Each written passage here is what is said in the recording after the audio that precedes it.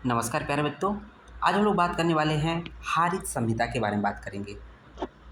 हारित संहिता जैसा कि आप लोग जानते हैं गोविंद पारिक के अंतर्गत एक बिल्कुल बिल्कुल संक्षिप्त रूप में वर्णित है और इसमें कुछ सेलेक्टेड पॉइंट है जो कि एग्ज़ाम के पॉइंट ऑफ व्यू से वेरी वेरी इंपॉर्टेंट होते हैं, जो अक्सर आपको बीच बीच में कुछ क्वेश्चन प्रश्न मिल जाते हैं जो कि आपके सामने आने में बहुत ही कंफ्यूज करते हैं।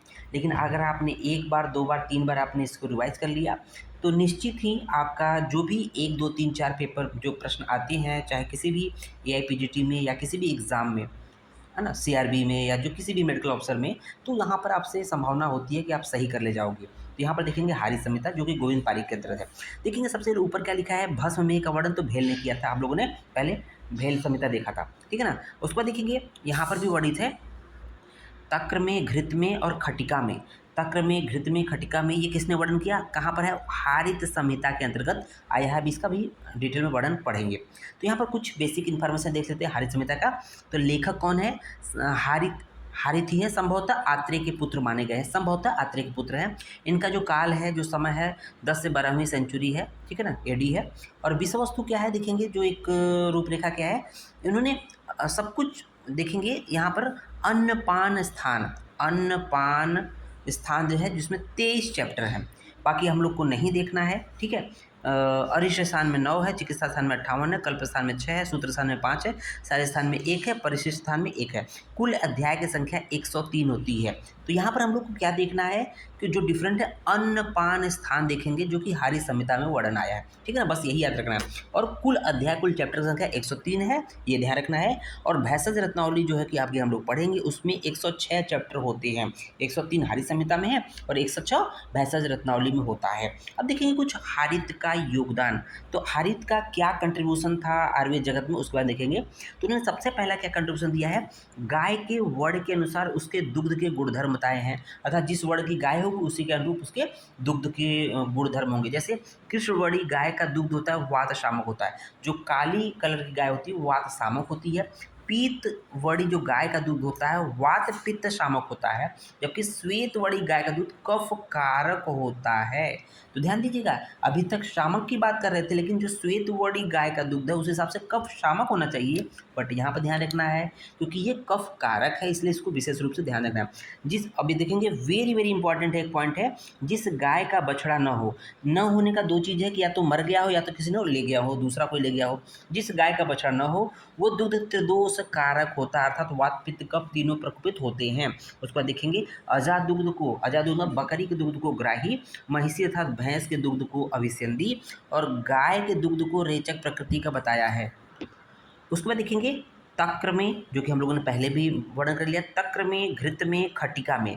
तक्र में है, घृत में, खटिका में, ध्यान दीजिएगा वेरी वेरी इंपॉर्टेंट है, आदि का विशिष्ट प्रमेयों का वर्णन किया है। तो यही पूछा जाता है तक्र में, घृत में, खटिका में का वर्णन किस संहिता में आया है, तो हारित संहिता में आया है। उसके बाद देखेंगे वर्ण के अनुसार जर के 4 प्रकार बताए गए, ये प्रश्न पूछा जाता है कि किस संहिता में वर्ण के अनुसार ज्वर का वर्णन डिटेल में किया गया है, ठीक है ना। तो ये हारित संहिता हो गई, ठीक है।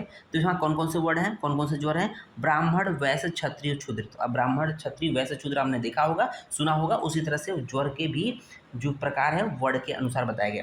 उसके बाद नेक्स्ट पॉइंट है वेरी वेरी इंपॉर्टेंट, जो पॉइंट टिक है, जो पॉइंट हम बता रहे हैं उसी को आप ध्यान दीजिएगा। ज्वर में हनुमत पूजा, ज्वर किसी को हो जाएगा तो हनुमान जी की पूजा करना है, एवं रुद्र पूजा अर्थात भगवान शिव की पूजा आराधना करने का निर्देश है। जबकि चरक ने ज्वर में विष्णु सहस्र पाठ की बात कही थी, हम लोगों ने इसको देखा भी है, देखेंगे अभी आगे, ठीक है। जबकि हारित ने ज्वर में हनुमत पूजा और रुद्र पूजा अर्थात शंकर जी की पूजा के विधान बताया है। उसको देखेंगे कि रसों की संख्या की जब बात आती है तो रस 6 माने हैं, लेकिन उन्होंने लवण के स्थान पर क्षार की गणना की है। ध्यान दीजिएगा, लवण के स्थान पर क्षार की गणना हारित ने मानी है, लेकिन कुल रसों की संख्या 6 ही मानी है। नदियों एवं उसकी सहायकों की संख्या 2000 मानी है। तो टोटल नदी और उनके द्वारा छोटी छोटी ब्रांचेज जो होती है 2000 होती है। वेरी वेरी इंपॉर्टेंट पॉइंट है, चावल शब्द का प्रथम वर्णन हारित संहिता में मिलता है। चावल हम लोग जो खाते हैं, ठीक है ना, चावल जिसको पकाकर भात बनाते हैं, उस चावल शब्द का प्रथम वर्ण हारी संहिता में चावल शब्द से आया है। उसको देखेंगे, मनुष्य की आयु के 4 भाग करते हुए बाल्यावस्था को उत्तम एवं वृद्धावस्था को हीन माना है। वो तो बात सही है, बाल्यावस्था सबसे अच्छी होती है, वृद्धावस्था सबसे खराब होती है, क्योंकि कष्टदायी होती है, वात का प्रकोप होता है, रोग व्याधि होते हैं। उसको देखेंगे, स्त्रियों का वय विभाजन देखेंगे, 0 से 12 वर्ष तक स्त्री को बाला कहते हैं, ध्यान दीजिए, याद रखना ये। 13 से 19 वर्ष तक की स्त्री को मुग्धा कहते हैं। 20 से 28 वर्ष तक की जो एज होती है उसको प्रौढ़ा बोलते हैं, और 29 से 41 वर्ष तक का जो एज होता है उसको प्रगल्भा बोलते हैं। तो हम लोग को क्या याद रखना, बाला मुग्धा प्रौढ़ा वृद्धा, बाला मुग्धा प्रौढ़ा प्रगल्भा याद रखना है। उसको देखेंगे, कुछ इंपॉर्टेंट पॉइंट है। पुरुष के जीवन की सर्वोत्तम आयु 25 से 30 वर्ष के बीच मानी गई है। सबसे बेस्ट एज क्या होती है, इसलिए कहते हैं ना, शादी का जो एज होता है 25 से 30 या उससे पहले जो बताई गई है, पुरुष के जीवन की सर्वोत्तम आयु 25 से 30 वर्ष के बीच होती है, एवं स्त्री के जीवन की सर्वोत्तम आयु 24 से 37 वर्ष के बीच मानी गई है। उसके बाद देख रहे होंगे, तांबुल का प्रथम वर्ण नागवल्ली नाम से किया है। तो तांबुल, जैसा कि आप लोग जानते हैं, इसको हम लोग पान कहते हैं। तांबुल मतलब पान होता है, जो कि अक्सर शादी बारात में हम लोग भोजन करने के पश्चात एक मीठा पान जरूर खाते हैं, उसका वर्ण नागवल्ली नाम से किया है। दूसरा पॉइंट, गड़बड़ी को क्षार का प्रयोग निषेध है। वैसे भी गड़बड़ी को क्षार का प्रयोग नहीं करना चाहिए, उष्ण बहुत तीक्ष्ण होता है, जिससे गर्भपात हो सकता है। मसूरिका नामक व्याधि का वर्णन बसंत नाम से आया है। जो मसूरिका नामक व्याधि है वो बसंत नाम से किया गया है, ये कुछ इंपॉर्टेंट है।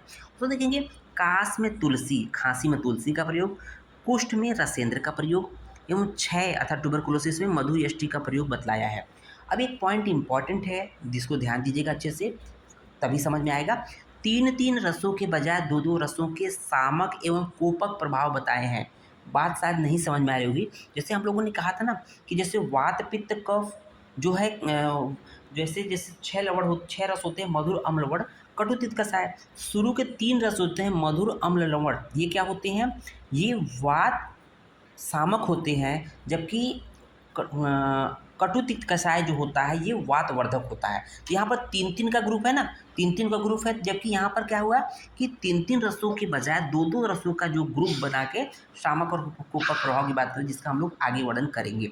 उसको देखेंगे, इंपॉर्टेंट पॉइंट है, पलांडु को कफ शामक बताया है, जबकि अन्यत्र, अन्यत्र मतलब अन्य जगह पर इसको कफ वर्धक बोला है। पलांडु का मतलब होता है प्याज। पलांडु कहते हैं ना, प्याज खाने से कफ की वृद्धि होती है। ये तो एक सामान्य अवधारणा है, बट हारित ने थोड़ा सा कॉन्सेप्ट थोड़ा सा उल्टा दिया कि पलांडु कफ शामक होता है, जबकि अन्यत्र वही कहते हैं कि इससे कफ वृद्धि होती है। ध्यान दीजिएगा, हारित ने कफ शामक बताया पलांडु अर्थात प्याज को। उसको देखेंगे, हारित किसकी आराधना करते थे, शिव भक्त की आराधना थी, इसलिए जौहर में उन्होंने रुद्र पूजा की बात की है। उसको देखेंगे, एक पॉइंट है वेरी वेरी इंपॉर्टेंट है, एकम शास्त्रम वैद्यम आध्यात्मकम वा सौख्यम च एकम यत सुखम वा तपो वा। ये अक्सर ये रेफरेंस दे देता है, रेफरेंस देने के बाद पूछता है किसका कौन सा रेफरेंस है, किसके आचार्य के द्वारा देते हैं, ये हारित आ जाएगा। तो यहाँ पर ऊपर एक पॉइंट देख रहे होंगे, सेम इसी से मिलता जुलता है, एकम शास्त्रम धियानो न विच्छात शास्त्र निश्चयम तस्मात् बहुश्रुतम शास्त्रम बीजानियात चिकित्सक। ये रेफरेंस सुश्रुत सूत्र 4 का चैप्टर नंबर 4 का श्लोक नंबर 7 है। तो इसी से मिलता जुलता है, ध्यान दीजिएगा किसने कौन सा रेफरेंस दिया है, अक्सर प्रश्न कहीं ना कहीं घुमा फिरा के आ जाते हैं। उसके बाद देखेंगे कि दो प्रकार की चिकित्सा का वर्णन किया है, बीच में हम लोगों ने उसको नहीं बताया है। शमन और कोपन, दो प्रकार की चिकित्सा क्या बताया, शमन और कोपन। तो वही बात है कि उसको शमन अर्थात दबा देना, कोपन मतलब कोई उसको बाहर निकालना, शोधन जिसको कहते हैं। देखेंगे, वैद्य भी 2 प्रकार बताए हैं, रोग उपचारज्ञ जो कि रोगों की चिकित्सा जानने वाला हो, दूसरा है रोग अपचारज्ञ जो कि रोगों का दुष्परिणाम जानने वाला हो। तो ये 2 प्रकार के वैद्य बताए हैं। उसको देखेंगे, व्याधियाँ 4 प्रकार बताई हैं, साध्य, असाध्य, याप्य, कृच्छसाध्य, बहुत सामान्य सी बात है। उसको देखेंगे कि बाल्यावस्था जो होती है 16 वर्ष तक होती है, युवावस्था 25 वर्ष तक होती है, मध्यावस्था 70 वर्ष होती है, वृद्धावस्था 70 वर्ष से अधिक होती है। ध्यान दीजिएगा, युवावस्था जो है 25 वर्ष तक हारित ने मानी है, ध्यान दीजिएगा।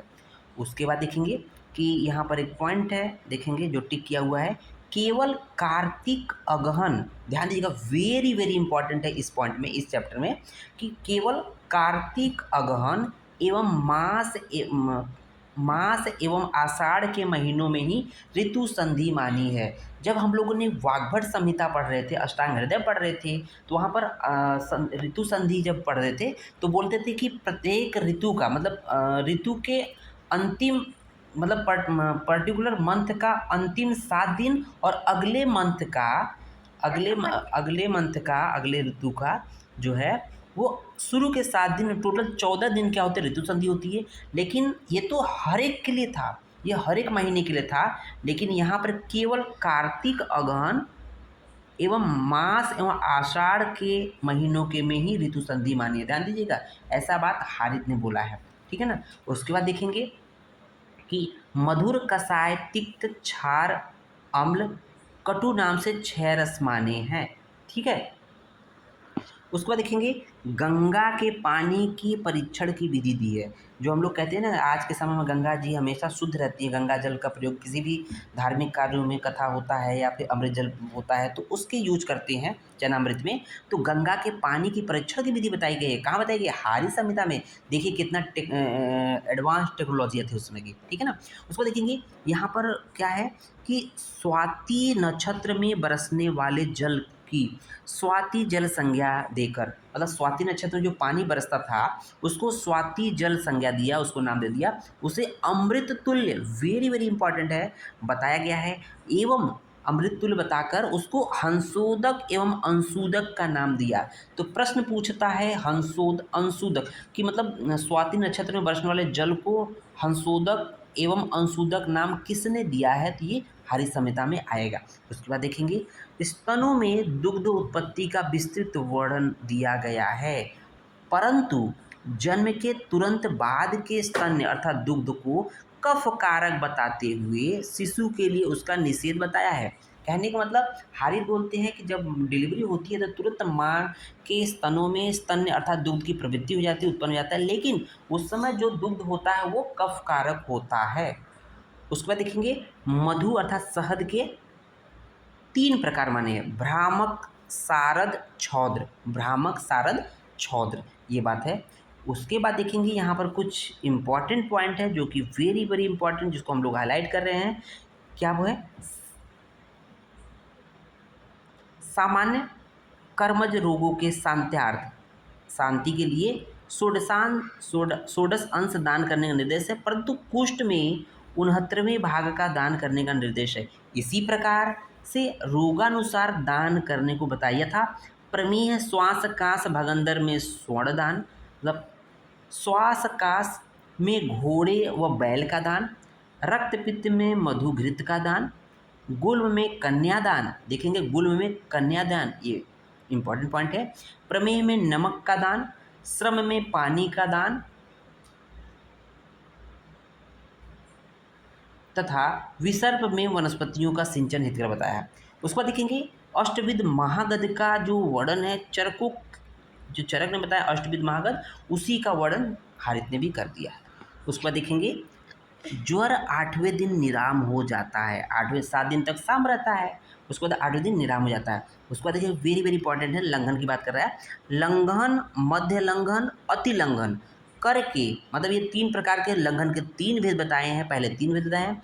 तदंतर पुनः मतलब उसके बाद अनशन, वमन, विरेचन, रक्तमोक्षण, उष्ण जलपान एवं स्वेदन भेद से लंघन के 6 प्रकार बताएं। तो प्रश्न पूछा था, हारित ने लंघन के भेद बोले हैं 3, 6, बोथ, तो बोथ आ जाएगा, 3 और 6 दोनों, नहीं तो 3 है या 6 तो देखना पड़ेगा, ठीक है।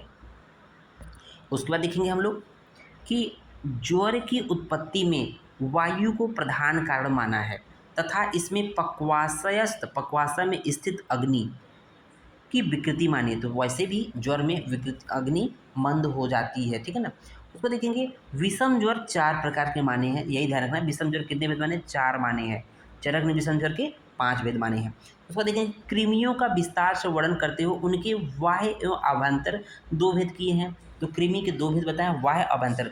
बाह्य संख्या 7, अभ्यंतर संख्या 6 तथा बाह्य कृमि 7 एवं अभ्यंतर कृमि 6 माने हैं। इसको याद करना क्या है, AB 67 याद कर लीजिए या BA 76 याद कर लीजिए। B फॉर हो जाएगा वाय, A फॉर हो जाएगा अभ्यंतर 76 याद रहेगा। उसके बाद देखेंगे हम लोग कि सूल 10 प्रकार का माना है तथा अन्य द्रव सूल को कफज सूल नाम दिया है। ठीक है, तो सूल का सर्वप्रथम वर्णन सुश्रुत संहिता में आया है, नोट डाउन कर लीजिएगा। बट हारित ने सूल के 10 प्रकार माना है, अन्य द्रव सूल को कफज सूल नाम दिया है। एवं कुबेराक्ष एक औषधि है, एक प्लांट है, कुबेराक्ष को सर्वसूल नामक औषधि माना है। प्रश्न पूछता है सर्वसूल नामक औषधि है, दैट इज कॉल्ड कुबेराक्ष। उसके बाद देखेंगे कुछ इंपॉर्टेंट इसमें पॉइंट दिए हुए हैं जिसको हम लोग हाईलाइट अभी कर रहे हैं कि 6 रोग 10 प्रकार के मानते हुए, मतलब जो 6 रोग होता है ट्यूबरकुलोसिस, उसके 10 भेद मानते हुए 6 रोग प्रकरण में उस चैप्टर में च्यवनप्राश, अवलेह, अगस्त्य हरितकी, पिप्पली वर्धमान, शिलाजतुचूड़, ये तो बताया ही बताया है, जो कि सब लोगों ने कॉमन बताया है। बट जो अलग बताया है पाराशर घृत, नोट डाउन कर लीजिएगा। अमृतप्राश घृत वेरी वेरी इंपॉर्टेंट है। तालक आम्रक अम्रातक नामक योगों का वर्णन किया है। तो ये 3 जो हाईलाइटेड है इसको ज़्यादा इंपॉर्टेंस दीजिएगा बच्चों।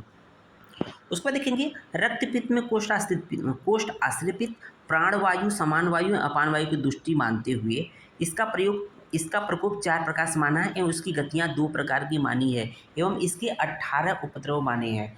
अब यहाँ पर उसके बाद वेरी वेरी इंपॉर्टेंट एक पॉइंट आता है, क्या? वासा की प्रशंसा में क्या लिखा गया है? वासा मतलब एधाटोडा वैशिका। एधाटोडा वैशिका आप लोगों ने द्रव्यगुण में देखा होगा, या नहीं तो आप सेकेंडरी में पढ़ेंगे या पढ़ चुके हैं, जो कंपटीशन तैयारी कर रहे हैं। उसके बारे में लिखा क्या है वासा की प्रशंसा में? वासायाम विद्यमानाय आशायाम जीवितस्य च रक्तपित्तम छही काशी किमदर्थ शिवदीति। कहने का मतलब जब तक वासा पृथ्वी पर विद्यमान है तब तक आप लोग को जीने की आशायाम जीवित, तब तक जीवन की आशा रखनी चाहिए, जीने की आशा रखनी चाहिए। किन व्यक्तियों को? जिनको रक्तपित्त हुआ हो, जिनको क्षय हुआ हो, जिनको काश हुआ हो, उनको किसी प्रकार का टेंशन लेना, किम औदिशति मतलब किसी प्रकार का डिप्रेशन नहीं लेना चाहिए, अवसाद में नहीं जाना चाहिए। उसके बाद देखेंगे तालिस चूड़ का वर्णन रक्तपित्त चिकित्सा में बताया है। उसके बाद देखेंगे कि उन्होंने कांकायन गुटिका कल्याणक लवण का जो योग है वो अर्स प्रकरण में माने। वेरी वेरी इंपॉर्टेंट है कि हारित ने कांकायन गुटिका और कल्याणक लवण का प्रयोग अर्स प्रकरण में दिया है। उसके बाद देखेंगे हम लोग यहाँ पर जो दिया है पॉइंट है 84 प्रकार के वातज रोग माने हैं। तो ध्यान दीजिएगा हारित ने वातज रोग संख्या 84 मानी है, बट जब चरक की बात करते हैं तो उन्होंने वात नानात्मज विकार 80 माना है। क्या माना है? वात नानात्मज विकार 80 माना है, ध्यान दीजिएगा। उसको देखिए आम वात को नामतः 4 प्रकार का मानते हुए इसकी चिकित्सा का भी विशद विवेचन करते हुए इसमें स्नेहन चिकित्सा मुख्य रूप से बताई है। उसको देखेंगे आम वात में कुछ विशिष्ट योग का प्रयोग हुआ जो गोले में हाईलाइट है, उसी को हम लोग ध्यान दीजिएगा। अजमुदादि चूड़ जो कि हरित द्वारा दी है, एरंड तैल, दशमूल क्वाथ ये इंपॉर्टेंट जो कि हरित द्वारा दी हुई है। उसके बाद देखेंगे उदर रोग में केवल जलोदर का पूर्ण अध्याय में वर्णन करते हुए जलोदर के संदर्भ में क्या कहा है, जलोदर के संबंध में वेरी वेरी इंपॉर्टेंट जो श्लोक हम रेफरेंस बताने वाले हैं। अक्रियायाम ध्रुवो मृत्यु क्रियायाम संशयो भवेत। ध्यान दीजिएगा अक्रियायाम ध्रुवो मृत्यु क्रियायाम संशयो भवेत। पहले इसका अर्थ जान लेते हैं फिर इसके बारे में पढ़ेंगे। अक्रियायाम मीन्स किसी को जब जलोदर हो जाता है तो उसको अक्रियायाम ध्रुव मृत्यु, अगर उसको क्रिया अर्थात चिकित्सा नहीं करेंगे तो उसकी निश्चित मृत्यु है। और क्रियायाम संशय भवेत, और उसकी क्रिया मतलब चिकित्सा करने पर भी मृत्यु की संभावना बनी रहती है। तो ये बात हारित ने जलोदर के प्रकरण में कहा कि अक्रियायाम ध्रुवो मृत्यु क्रियायाम संशय भवेत। अब इसी में देखेंगे चरक ने यही पॉइंट, यही श्लोक, यही रिफरेंस सन्निपातिक उदर रोग में कहा है। सुश्रुत और अष्टांग संग्रह ने अस्मरी प्रकरण में कह दिया। हारित ने जो जलोदर में बोला ही है। अष्टांग हृदय ने मूढ़गर प्रकरण में कहा है। वेरी वेरी इंपॉर्टेंट है, इसको आप लोग नोट डाउन कर लीजिएगा, ठीक है। उसके बाद देखेंगे शुक्रज अस्मरी की बात करते हैं तो बच्चों में 3 प्रकार की अस्मरी होती है, लेकिन जो बड़ों में होती हैं युवाओं में वो शुक्रज अस्मरी को भी चौथी अस्मरी मानती हैं। उसके बाद देखेंगे 4 प्रकार की अंड वृद्धि को मानी है, ठीक है ना। उसका देखेंगे विसर्प जो है 7 प्रकार की होती है, इंपॉर्टेंट इतना नहीं है जितना कि 7 प्रकार की लूता, 7 प्रकार की लूता अर्थात मकड़ी बताया है। और इम्पॉर्टेंट वेरी वेरी इंपॉर्टेंट है स्तन्य दोष 5 प्रकार के। तो स्तन्य अर्थात क्षीर अर्थात दुग्ध के दोष 5 प्रकार के कौन कौन से? तो यहाँ पर आप लोगों ने दिया हुआ हाईलाइट कि अल्प दोष अम्ल दोष, घन दोष, उष्ण दोष, क्षार दोष। अल्प, अम्ल, घन, उष्ण, क्षार, ये पूछा जाता है। वेरी वेरी वेरी इंपॉर्टेंट है बच्चों। उसके बाद देखेंगे सिरो रोग की चिकित्सा में षड बिंदु तैल, वेरी वेरी इंपॉर्टेंट है। बिंदु त्रय तैल, षड बिंदु तैल तो आपने सुना ही होगा, लेकिन बिंदु त्रय तैल अपने आप में विशिष्ट योग है का वर्णन लिखते हुए अर्धाव भेदक व सूर्यावर्त में कुमकुमादि घृत का नश्य बताया है ना।